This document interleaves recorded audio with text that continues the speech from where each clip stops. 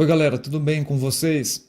Essa aula é bem tranquila, é uma espécie de resumo de tópicos importantes que não podem ser esquecidos, tá? E basicamente a gente vai falar de corrente alternada, desde a geração até a aplicação em um circuito simples com resistores apenas, tá? Indutores e capacitores eles não vão entrar nessa aula aqui. Então vamos lá, começando com uma animação sobre motores e geradores. Os geradores e motores eles se comportam de maneira oposta um em relação ao outro. O motor ele recebe energia elétrica de uma fonte, a corrente elétrica passa pela espira condutora e acontece a transformação de energia elétrica em energia mecânica de movimento. Por outro lado, os geradores eles recebem energia mecânica de alguma fonte externa, como a gente já viu na aula passada. Isso faz a espira girar e, por indução, há a conversão da energia mecânica em energia elétrica. Basicamente, a espira girando na presença do campo magnético uniforme faz variar o fluxo magnético por ela. Aqui, o ângulo entre a espira e o campo está mudando continuamente, né? E é isso que causa a mudança no sentido de movimento da corrente elétrica induzida, a cada meia volta da espira. Eu vou mostrar para vocês daqui a pouco que esse vai e vem da corrente elétrica é gerado por uma função seno, justamente o seno do ângulo entre a espira e o campo. Como o seno assume valores tanto positivos como negativos, isso implica na mudança da direção da corrente elétrica. Deixa eu mostrar agora com mais detalhes como é produzida a corrente alternada. Nessa outra animação, a gente tem a espira conectada a um resistor e os ímãs permanentes gerando o campo uniforme. A corrente está representada pelos pontos em verde e perceba como seu movimento muda de sentido a cada meia volta da espira. Esse movimento gera o que a gente chama de corrente alternada e também a força eletromotriz alternada. Vamos construir aquele gráfico ali agora. E vamos agora detalhar um pouco mais, vamos colocar algumas equações agora na brincadeira. Bom, então aqui eu represento duas fotos de perfil daquela espira girando, né? Então a minha espira está aqui nesse plano, tá vendo? Essa aqui é a reta perpendicular à área da espira, né? E o ângulo θ que a gente mede, que é o ângulo de giro, é esse cara, ó. É o ângulo entre a normal da espira e o campo magnético B. E nesse outro instante, esse aqui é o valor de θ. Ó. Certo? Só para ficar clara a coisa. Então é óbvio que θ depende do tempo. O θ está variando aí. É isso que vai me retornar um fluxo variável. Então se eu for escrever o fluxo magnético, é isso aqui que eu tenho, né? Integral de B dA. Aqui o B é constante, a área é constante, o que vai mudar é θ. Então aqui a gente tem o cosseno de θ. E θ depende do tempo. E a variação de θ é uniforme no tempo, certo? Essa espira ela não acelera, ela gira com velocidade constante. Então a gente pode escrever uma equação de θ dependente do tempo, mas variando de forma uniforme, ou seja, vamos propor essa equação, ângulo inicial mais velocidade vezes o tempo, onde a velocidade é constante. É uma equação simples de primeiro grau, né? É o análogo a uma equação de posição no movimento linear. E para simplificar mais ainda, o ângulo inicial do giro vai ser zero. E esse termo aqui é a nossa velocidade, porém ela recebe o nome de velocidade angular, né? Que é uma medida de ângulo por tempo. A unidade disso aqui no sistema internacional é o radiano por segundo. Então substituindo θ por ômega vezes o tempo, é isso aqui que a gente tem, ó. Agora eu quero encontrar a força eletromotriz que essa bobina aqui girando está produzindo. Então eu vou usar a lei de Faraday e na lei de Faraday aparece a derivada do fluxo no tempo. Então eu vou ter que derivar essa função cosseno. A derivada do cosseno é menos seno, mas tem a derivada ainda dessa função interna aqui, né, que é ômega vezes t, uma constante vezes o tempo. Aqui regra do tapa, vai aparecer o zero no expoente, vai sobrar apenas ômega. Ou seja, eu vou ter menos n vezes b vezes a vezes menos seno de ômega t vezes a derivada aqui de dentro, que é ômega.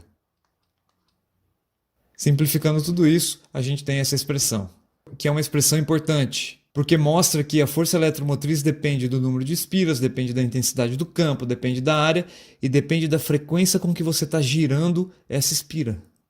Sem contar que ela oscila no tempo através de uma função seno. Então, fazendo o gráfico desta coisa, é mais ou menos isso aqui que a gente tem. Ou seja, de 0 até π, o seno ocupa valores positivos, e de π até 2π, ele ocupa valores negativos. E depois o ciclo se repete, né? Então essa função está me dando este gráfico, e o pico dele, ou seja, a força eletromotriz máxima que ele pode assumir, é justamente todo esse termo na frente do seno aqui, ó, esse camarada aqui. Legal? Vamos escrever aqui embaixo esse resultado, e esse resultado é importante, cara. Isso aqui você tem que ter noção. Além disso, se você monta um circuito com uma tensão alternada, a gente pode descobrir a corrente elétrica que está entrando ali, basicamente dividindo toda essa função por R, que é a resistência do circuito. Certo? Essa função aqui é todo esse camarada aqui em cima, então eu vou ter NBA ômega vezes seno de ômega t dividido por R. Ou seja, a corrente elétrica também varia conforme um seno, com valores positivos entre 0 e π e negativos de π a 2π. A frequência de oscilação da corrente elétrica é a mesma da diferença de potencial. Olha só, a função seno é a mesma para ambos. O que muda apenas é a amplitude da corrente elétrica. Ó. Você pegou a amplitude máxima da diferença de potencial e dividiu por R, que é a resistência do circuito. Então tá aqui, a gente vai anotar esse cara aqui, ó, certo? É o pico máximo de corrente, tanto para mais quanto para menos, tá? E vamos anotar esse resultado aqui no canto e colocar dentro de um retângulo mágico, porque esses resultados aqui eles são importantes e a gente vai usar eles bastante, tá? Você perceba que esse último aqui é análogo à lei de Ohm, é isso aqui que a gente tem, certo? Aplicada à corrente alternada. Então a lei de Ohm continua valendo. Vamos fazer aqui um exercício bem básico. A nossa bobina tem 8 espiras, a área é dada por isso aqui, a resistência total dos fios, 12 ohms. A intensidade do campo é meio Tesla e a frequência com que a bobina está girando é de 60 Hz. Essa é a frequência de oscilação da nossa rede elétrica aqui no Brasil, tá? E aqui tem um comentário interessante a fazer. Essa frequência aqui não é o ômega. Ômega é uma medida de ângulo por intervalo de tempo. Como o giro da bobina é sempre constante, ela sempre dá uma volta, ou seja, um ângulo de 2π, no mesmo intervalo de tempo que a gente chama de período, que é o tempo necessário para a bobina dar uma volta. Essa frequência que ele está me fornecendo é o inverso do período, que é a quantidade de giros por intervalo de tempo. Então, o ômega ele pode ser escrito como 2π vezes a frequência de giro. E essa frequência está sendo dada em Hertz. Certo? A unidade de Hertz é igual a 1 sobre o segundo. Legal? Então é assim que você calcula ômega para colocar na sua fórmula ali. 2π vezes a frequência. Então, item A. Encontre a força eletromotriz máxima induzida na bobina. Você vai pegar o número de espiras, vai multiplicar pelo campo, vai multiplicar pela área e vai multiplicar pela frequência angular. Então 8 vezes meio vezes 0,09 vezes 2π vezes a frequência. Fazendo essa conta a gente vai ter 136 volts. E B, qual é a corrente máxima induzida?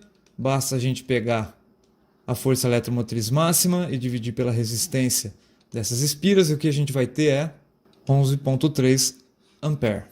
Então o que a gente acabou de descobrindo aqui, pessoas, é o pico máximo da nossa oscilação, tanto para a força eletromotriz, certo? Então esse valor máximo aqui é de 136 volts, quanto para a nossa corrente elétrica aí, que vai ter uma amplitude máxima aqui de 11,3 ampere. Legal? Então essa aqui é a corrente I.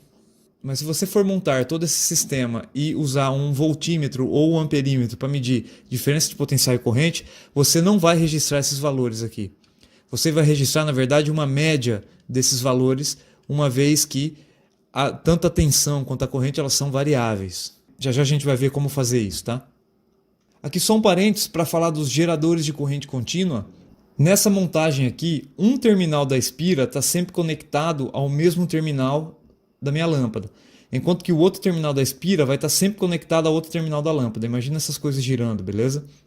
Esse anel aqui mantém o contato tanto de um lado da espira quanto do outro lado da espira nos terminais da lâmpada. Então a gente tem o nosso gráfico de corrente alternada. Mas a gente pode fazer uma pequena variação dessa montagem, que é introduzindo esse componente aqui que a gente chama de comutador. Essa peça aqui ela possui um corte e os lados vermelho e azul não se conectam. O lado vermelho está ligado a um terminal da espira e o lado azul ao outro terminal. Mas conforme toda essa peça gira, os terminais da espira vão tocar polos diferentes do meu circuito, que é o oposto do que está acontecendo aqui. Ou seja, a cada meia volta da espira, o circuito começa de novo, ou seja, o ângulo que a gente mede vai apenas de 0 a π, o que permite a gente ter apenas diferença de potencial ou corrente positiva. Legal? E se você aumentar o número de espiras e o número de comutadores, você consegue gráficos como este, olha só.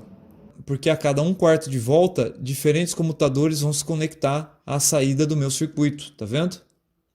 E a gente vai ter um gráfico de tensão um pouco mais sutil, se aproximando de uma corrente ou de uma diferença de potencial contínua.